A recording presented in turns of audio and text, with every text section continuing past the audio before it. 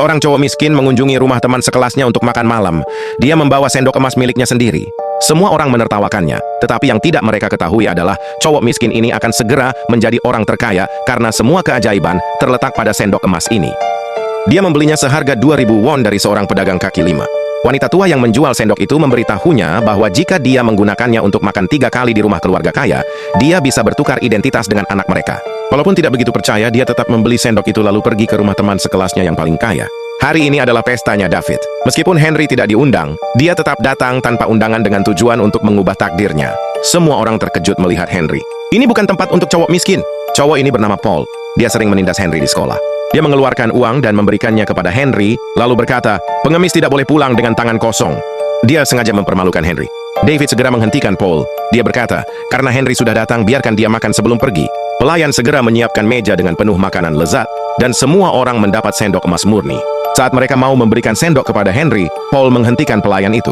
Orang miskin tidak pantas menggunakan peralatan emas, katanya. Dia menyuruh pelayan itu memberikan Henry peralatan sekali pakai.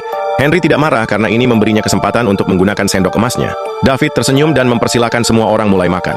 Henry makan dengan lahap menggunakan sendok emasnya. Tiba-tiba dia menyadari sendok itu mulai bersinar. Sementara itu, melalui bola kristalnya wanita tua itu melihat Henry menggunakan sendok emasnya.